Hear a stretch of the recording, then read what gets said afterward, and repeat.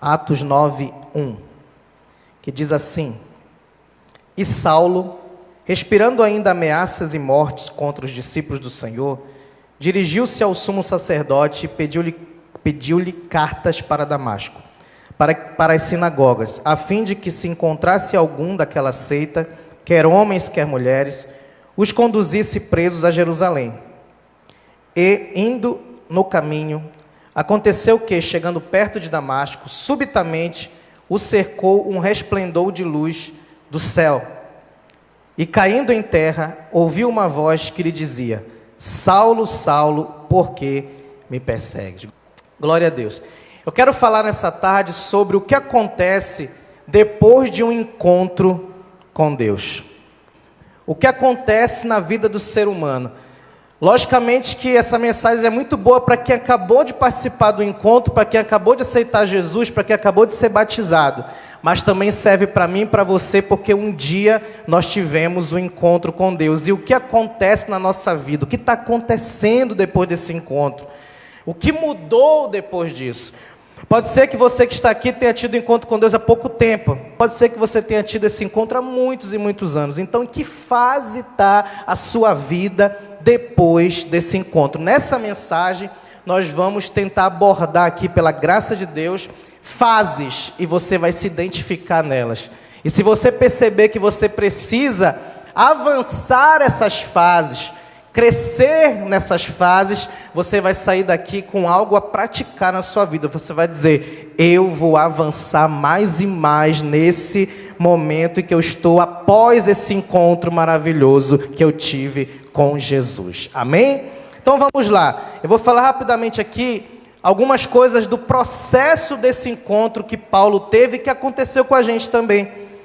A Bíblia diz que antes ele estava perseguindo os cristãos, pediu carta para ir nas sinagogas a fim de encontrar alguém daquilo que ele chamava de seita, para que pudesse conduzir presos para Jerusalém. Porém, depois da luz que brilhou na vida dele, ele até mesmo foi preso por causa do Evangelho. Aleluia! Antes, Paulo consentiu na morte de Estevão. Consentir é permitir. Consentir é não interromper, consentir é deixar acontecer. Paulo deixou acontecer a morte de Estevão, assim como ele iria deixar acontecer a morte de diversos cristãos. Ele ia prender e com certeza depois cada um, assim como Estevão, seria morto. Porém, depois da luz, Paulo até mesmo entregou sua vida pelo Evangelho. Aleluia! Esse é o antes e o depois. Nós temos esse antes e depois na nossa vida. E eu glorifico a Deus por você que está no depois. Aleluia. Você está no depois. Você está no momento de ser o discípulo. Você está no momento de não perseguir, mas ser até perseguido pelo Evangelho. Você não está no momento de consentir na morte de ninguém. Você está no momento de até mesmo entregar sua vida por Cristo. Você está no depois. Aleluia. Qual é a primeira coisa desse processo? A primeira coisa que aconteceu está no versículo 4, caindo em terra. Quando ele viu a luz, ele caiu. Isso representa uma quebra de padrão. Ele estava fazendo uma coisa, isso foi quebrado. Ele estava indo para fazer uma missão de perseguição da seita, que ele achava que era mais uma seita. Ele achava que era mais um povo que tinha tido um líder falso e que esse líder morreu e agora estavam tentando se multiplicar. Gamaliel falou: se for de Deus, vocês não vão conseguir parar. Se não for de Deus, vai acabar. Então deixa eles. Porém, Saulo não. Saulo, muito zeloso, quis ir atrás deles.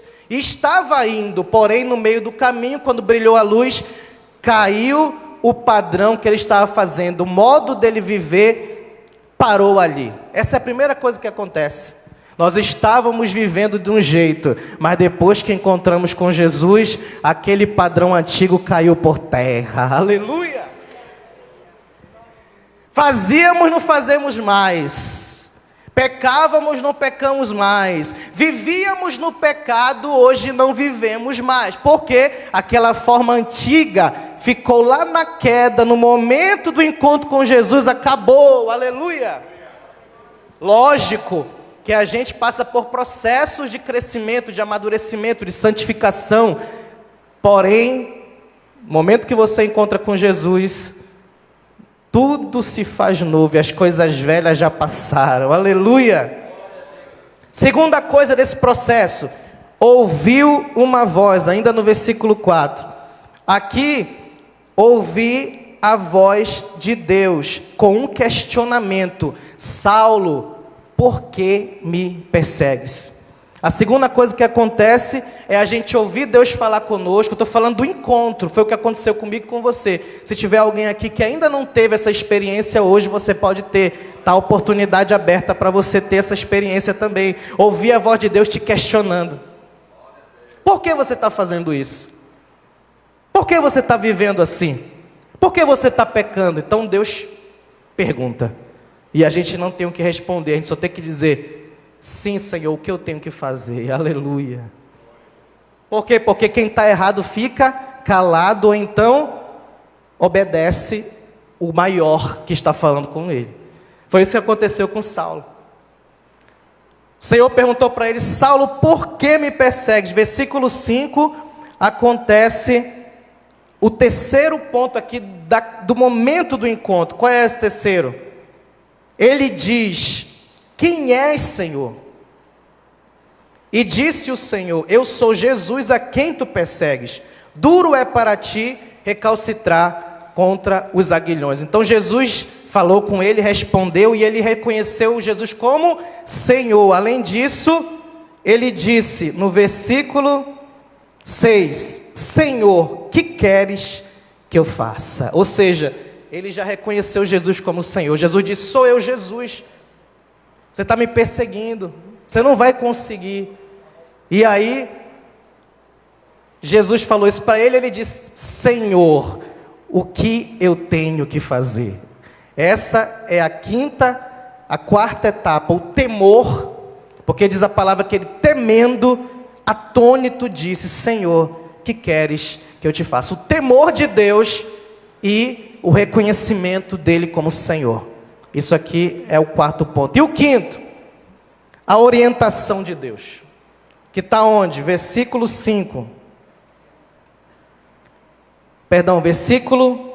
6.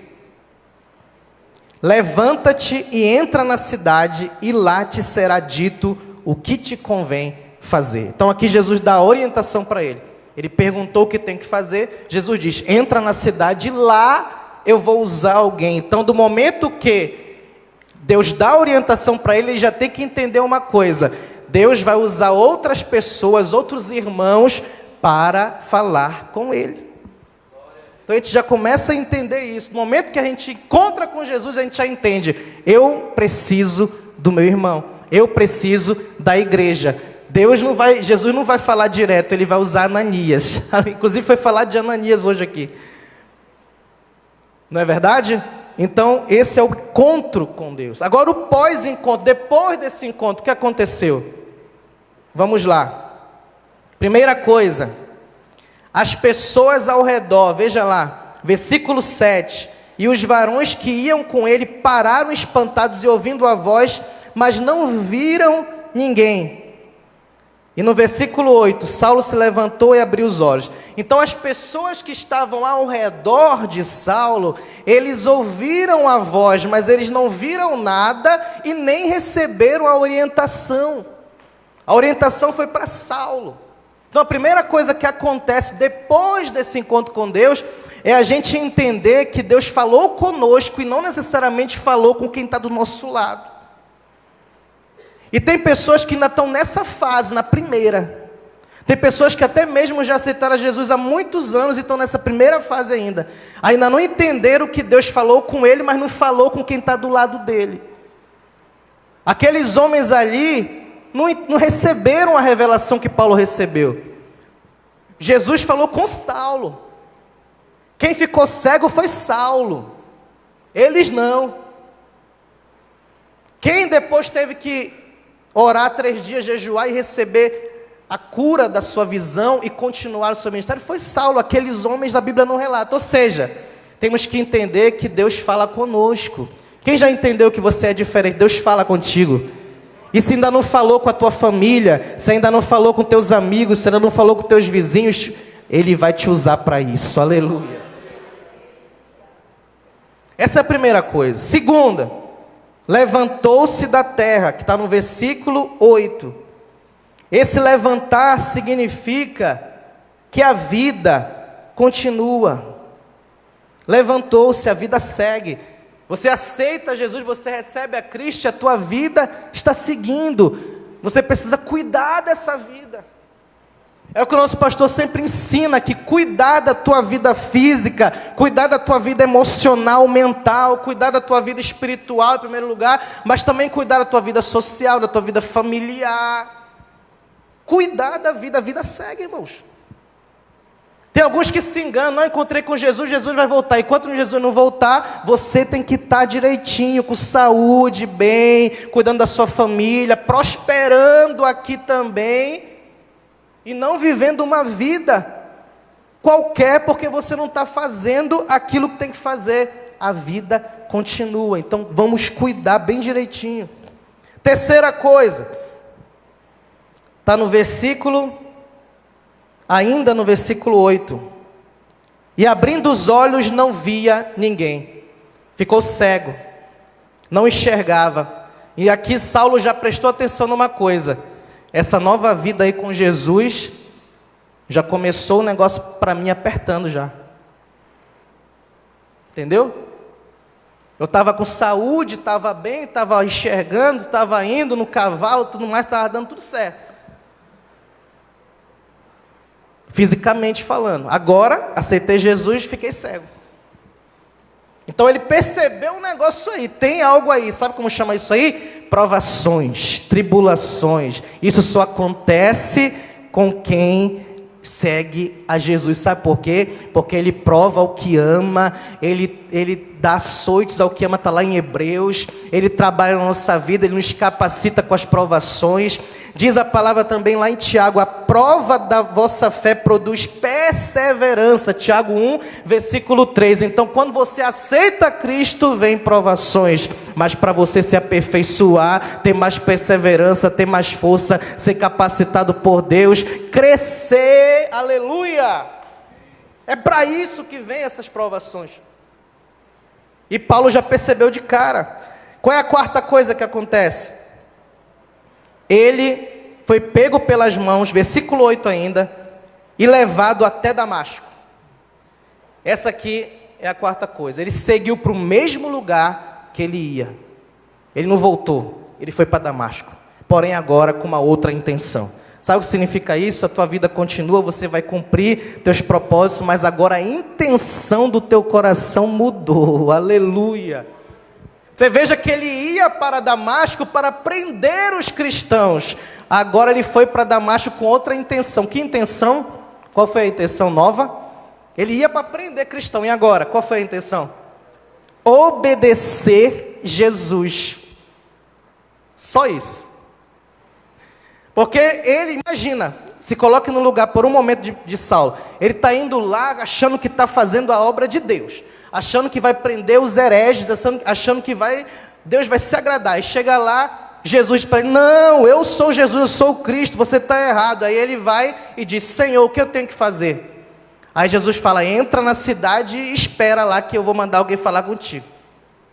Então se coloca no lugar dele, ele não sabia nada que ia acontecer na vida dele. Ele não sabia de nada do que ia acontecer, o futuro estava incerto para ele, não sabia de mais nada, só sabia de uma coisa, agora eu tenho que obedecer Jesus, aleluia! Entenderam? O propósito do coração de Saulo agora é outro, somente obedecer o que o Senhor disse para ele fazer e nada mais. Você lembra quando você aceitou Jesus? Quando você aceitou Jesus era assim, o único propósito era de fazer o que ele disse. É para ir para lá, então bora para lá. É para ir para o culto, bora. É para ir para o encontro de jovens, bora. É para ir para o encontro com Deus, bora. É para levar a cadeira para cá, bora. O que é para fazer? Estou aqui para servir Jesus. É assim? Quando a gente aceita Jesus, e por que tem que mudar? Não tem que mudar, hoje continua do mesmo jeito. Seja guiado pelo Espírito Santo e você vai ser sempre abençoado. Aquele que é guiado pelo Espírito não cumpre a concupiscência da carne, mas quem anda no Espírito se inclina para as coisas do Espírito, ouve a voz de Deus e obedece. Esse é o segredo de tudo. Quero falar para você que entrou aqui talvez numa crise, num problema, sabia, irmãos? Às vezes a gente olha para o irmão, ele está sorrindo, está louvando, mas ele está passando uma grande crise lá fora. Está passando por um momento muito difícil e vem para a igreja. Vem porque acredita, vem porque busca, vem porque quer ouvir uma palavra, vem porque quer adorar o Senhor, mas está passando uma luta muito grande lá. Quero falar com você, você tem a direção de Deus no seu coração, deixa Deus falar, ou escuta. Quando a gente fala deixa Deus falar, é não interferir, porque Ele está falando, aleluia. Tem gente que fica, fala comigo, Deus está falando, irmãos. Você não precisa nem pedir para Ele falar contigo, Ele está falando contigo, basta você ouvir o Espírito Santo te dizendo, e muitas vezes Ele vai te dizer assim, eu já te disse, continua sendo a mesma palavra, eu já te disse o que você tem que fazer. Então o Espírito não nos larga nunca, só nós que por livre-arbítrio, por decisão própria, se quisermos, podemos deixar, como muita gente deixou, mas Ele continua fiel. Então Ele te pega uma vez na vida e nunca mais te larga, aleluia, glória a Deus. Esse é o quarto. O quinto, oração e jejum. Veja lá, versículo 9, e esteve 3 dias sem ver, e não comeu, nem bebeu. Jejum. Provavelmente Paulo já fazia jejum, mas agora ele pensou assim, bem, já que eu estou nessa situação aqui, eu vou jejuar. Vamos ver o que vai acontecer. E oração, por que eu disse que ele está orando? Porque lá no versículo 11, Jesus disse para Ananias, levanta-te, vai à rua chamada direita, pergunta a uma casa de Judas, por um homem Tarso chamado Saulo, pois eis que ele está orando. Ou seja, Jesus falou que ele estava orando.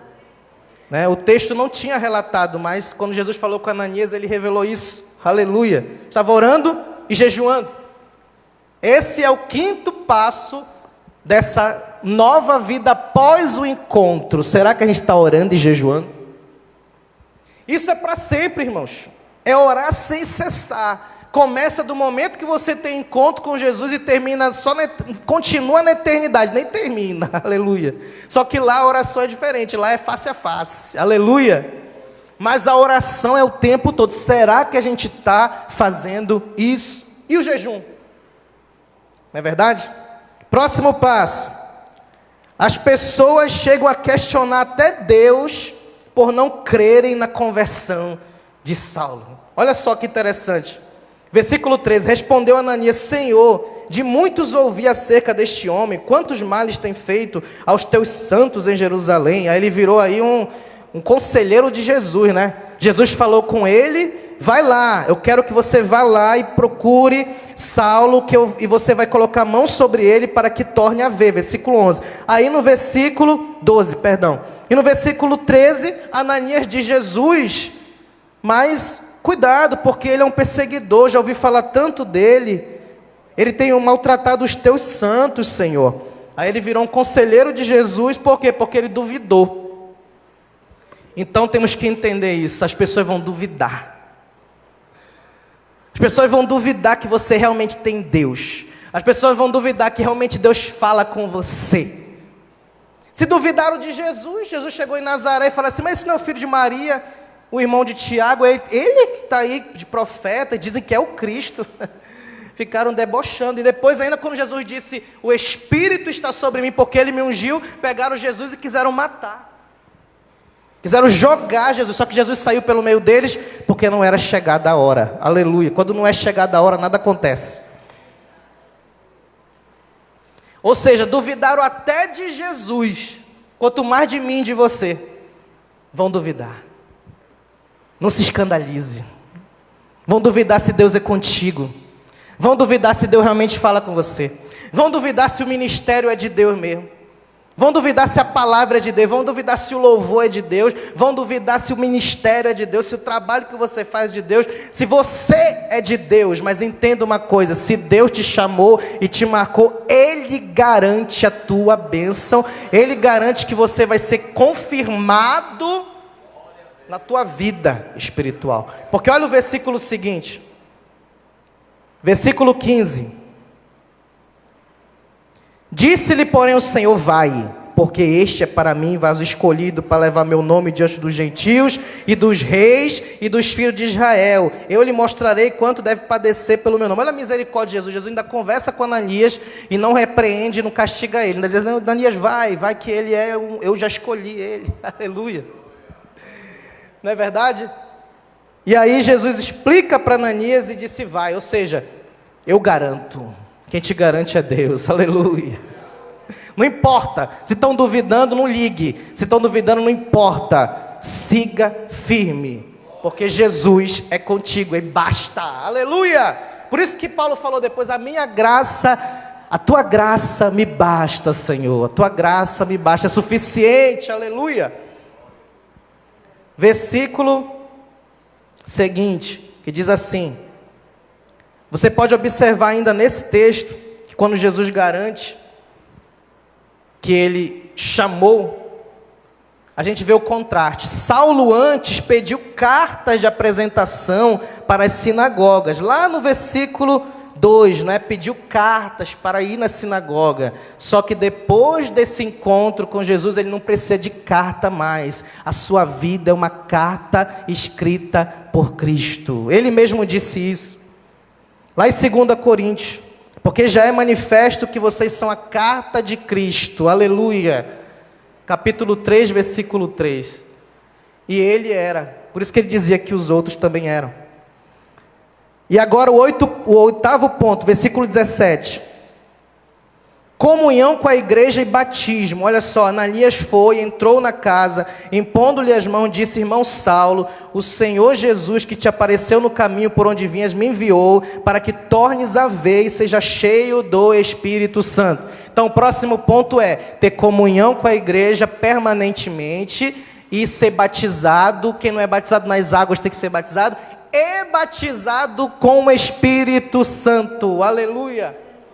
Foi o que aconteceu com ele, e é o que tem que acontecer comigo e com você. A irmã da Cileia, quando esteve aqui, ela disse assim, que temos que manter, porque isso foi pregado lá no Congresso de Jovens, temos que manter as tradições da igreja e as tradições da nossa igreja, que é a Assembleia. As boas, lógico. O homem sábio pega do seu tesouro coisas boas, velhas e novas. Não é verdade? Então, quais são as coisas antigas boas? Foi o que foi citado aqui, mas tem mais algumas coisas. Por exemplo, a evangelização. A busca desse poder, foi falado também, do Espírito, buscar o batismo com o Espírito Santo. Sabe quando é que pessoas vão ser batizadas com o Espírito Santo que ainda não foram? Quando a gente falar sobre isso. Quando a gente pregar sobre isso. Vamos continuar falando sobre isso.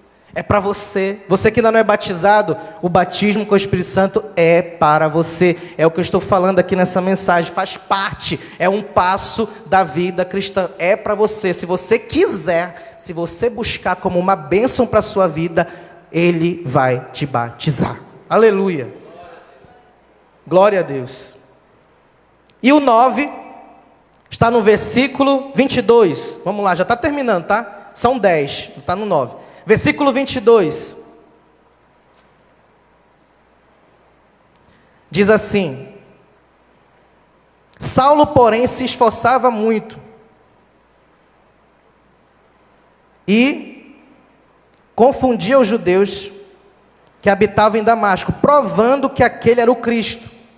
E o versículo 20, e logo nas sinagogas pregava Jesus, que este era o Filho de Deus. O que aconteceu assim, Ananias foi lá, impôs as mãos, Saulo ficou curado. Aí diz o versículo 19, tendo comido ficou confortado, e esteve Saulo alguns dias com os discípulos que estavam em Damasco. E aí no versículo 20 já diz, e logo nas sinagogas pregava a Jesus. O ministério missionário de Paulo demorou mais, ele se preparou para isso. Porém, pregar e falar o que Jesus fez na vida dele foi logo, está aqui. Alguns dias depois, Saulo estava nas sinagogas já, pregando. Falando o quê? Que Jesus é o Filho de Deus, que Jesus é o Cristo. Então, não precisa muita coisa para falar de Jesus. É dizer que Ele é o Cristo e falar o que Ele fez na sua vida. Aleluia. Então, você deve falar, faz parte do processo pós-encontro com Deus. Encontrou Jesus no caminho, então agora anuncia as virtudes daquele que te chamou das trevas para a sua luz. Não fique calado, fale de Jesus, aleluia. Fale lá no seu trabalho, fale na sua vizinhança, fale para os seus amigos, fale para os seus parentes. Se alguém estiver precisando do seu lado de uma palavra, fale de Jesus.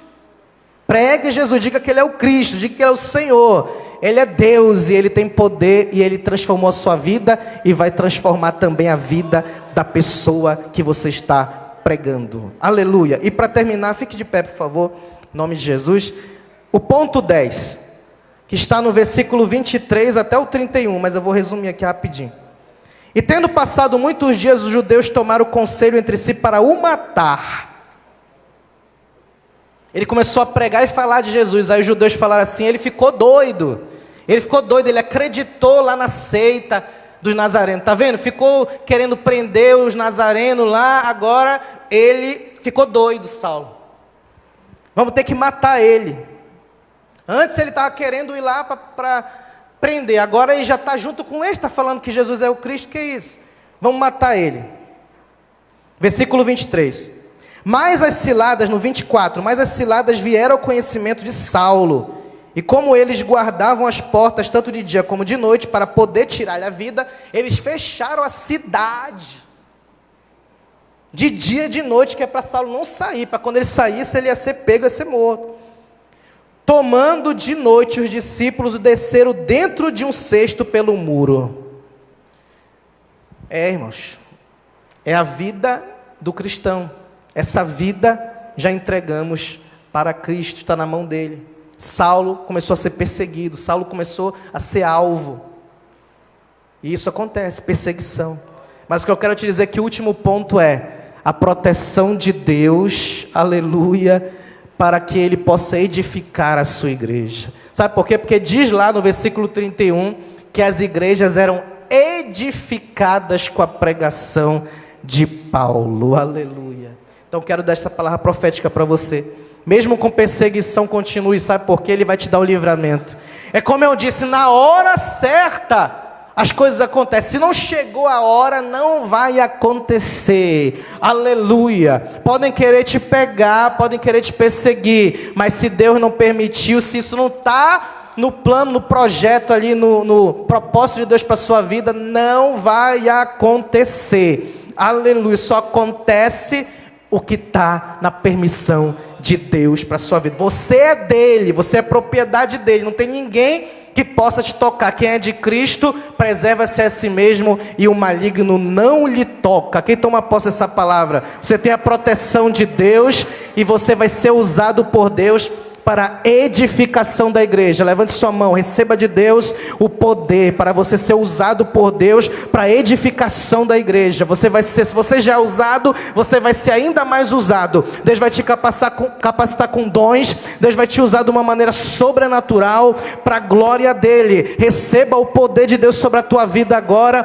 Toma posse em nome de Jesus. Aleluia. Se tiver alguém que deseja receber a Cristo como Salvador aqui, venha. Se você ainda não aceitou, se você não teve esse encontro ainda, você não passou aquele processo que eu falei, você não ouviu a voz, você não foi questionado, você não parou, você não mudou sua vida ainda, então venha.